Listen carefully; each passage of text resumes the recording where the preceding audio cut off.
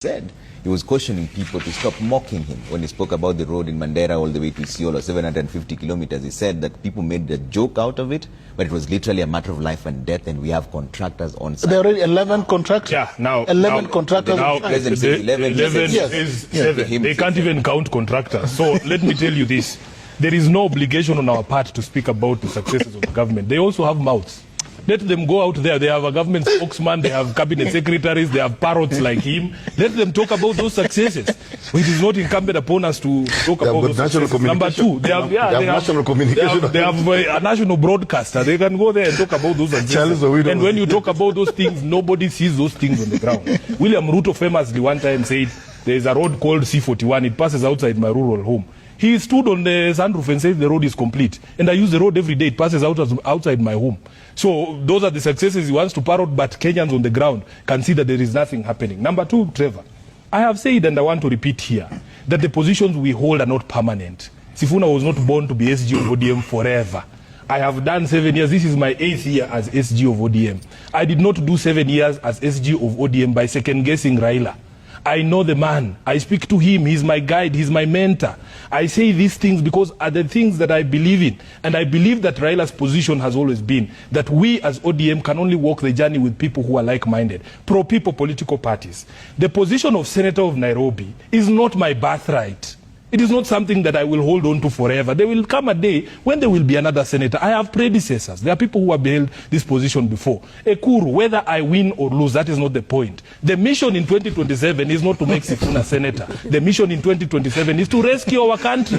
Whatever it takes, Trevor, if it takes Sifuna losing the Senate of Nairobi to kick William Ruto out and make him a one-term president, so be it. That is a higher calling than me being senator. You know? So I am telling you, Ekuru, you have what we call delusions of grandeur. Nobody wakes up thinking about Ekuru or Third Way Alliance. We let you run alone in a repeat election. You came up with 18,000 votes. That's a third of the votes that I got in Kileleshwa ward in Nairobi. That's what I'm telling you. How ignorant so you are. I am telling you, you Ekuru, you overestimate. No, I am responding to the things that you have said. Don't be bitter. I'm not bitter. This is how I am, Trevor, and you know me. I am responding to the things that you have said. You are insignificant in the political calculations of the country. Ekuru, we could let you run alone in 2027 and you will still lose that election. Because people will simply not show up to Actually, I will be more than happy to run alongside alone. Alone. Lordship. That's what I'm saying. Yeah. Let me finish. Let me finish. I want to say, there are people who are saying, oh, yes, Ruto is going home, but who is this person that will replace him? I want to tell you, Trevor, the anger that I feel from Kenyans, in 2027, we will just say anyone but Ruto. Anyone but Ruto. There will be no room for sentiment. There will be no room for saying, oh, we want this expert on this and this expert on that. We want to rescue our country. We want to live in a country that is free. People are living in fear. This is not the country that we wanted. We want to fix the software of this country. Lastly, Trevor, I am a lawyer, and Ogenda is supposed to be a professor of law. He knows what the provisions of the Political Parties Act, vis-a-vis you being elected in ODM, but being the one advocating for the interest of a rival political party. In fact, these people, like Ogenda and Kina Aladwa, should be facing disciplinary action in the party because it is a violation of the law. This is not Sifuna saying. The Political Parties Act does not allow me as ODM, and you know very well there is no agreement with this other political party, and you stand up and you say in 2027 you're going to vote for somebody else. At the very minimum, as a member of ODM, you should be saying we should be strengthening ourselves to put ourselves in a good position to be able to take power, because that's what political parties exist to do. Why can this Kina Ogenda and Aladwa just leave ODM and join UDA? Why can't they go there, the party of the person that they want to vote for? Let them go to UDA and let us meet as ODM on the ground. Because you cannot be a member of ODM and advocate for interests of another political party. It's against the law. We were in Addis. No, we were all in Addis. Sifuna was not in Addis. A quick rejoinder. Yes. A quick rejoinder. Yes. Listening to Sifuna, listening to Ogenda, listening to Aladwa, you know what? I am happy in my small outfit called Third Way Alliance because we are principled. We? Yes, we are. Yes. No. You cannot use plural, but say I am principled. You know, Sifuna. Who is we? Sifuna. You earlier on told me not to speak for yourself. Now you want me to But you can't tell us any other member of Third we have asked you to tell us your chairman in Nairobi. Just go to the political party's office and you will see the structures are there. And you don't know him. Actually, he doesn't exist. Anyway, be that as it may, let me tell you. You see, the psychophancy I see with Sifuna and the worship of Raila Amolo Odinga, he wants Ojenda to be punished, Alado to be punished, and to leave the law. party. You're a lawyer.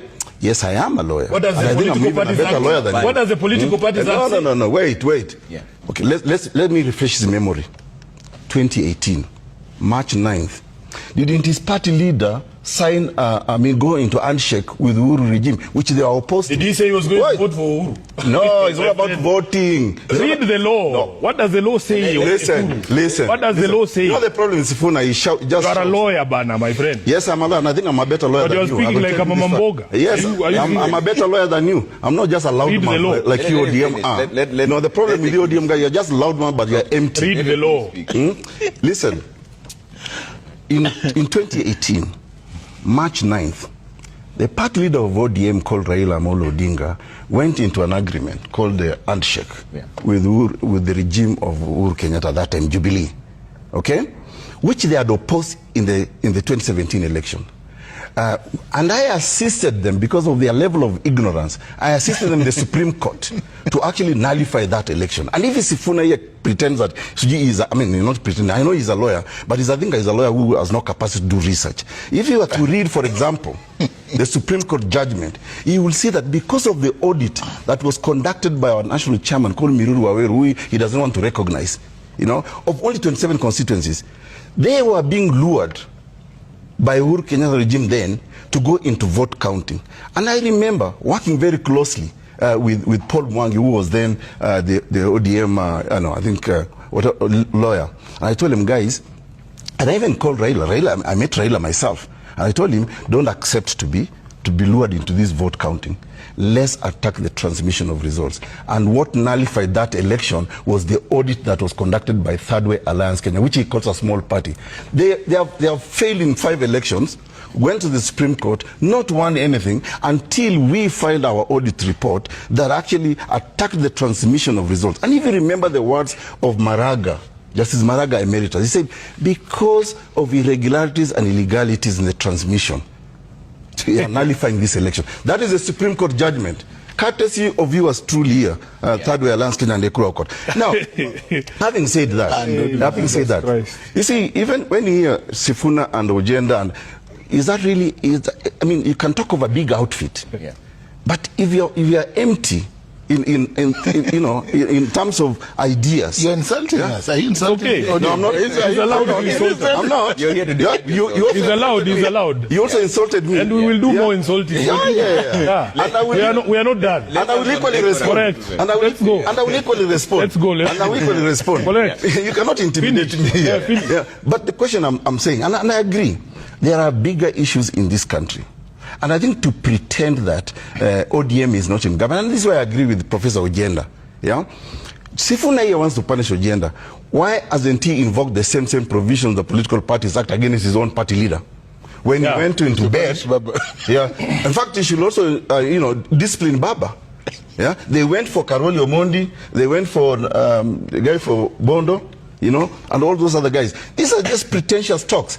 Because Sifuna knows if he goes against Baba, his bread and butter today will not be there. Okay. Let Ojenda respond, then I'll come to you. Yes. But nobody has talked about Ojenda. Ojenda is in UDA. No, Trevor. Ojenda is in UDA. No, Ojenda is in ODM. Trevor, and we must speak to that as well. And that's an important point that Ojenda is raising. And Sifuna, what are your thoughts on that? Because he says that nobody really speaks of the successes of this government. Is that true? Because even the president himself yesterday said he was cautioning people to stop mocking him when he spoke about the road in Mandera all the way to Isiolo, 750 kilometers. He said that people made a joke out of it, but it was literally a matter of life and death, and we have contractors on site. There are already 11 contractors. Yeah, now 11 contractors. Now,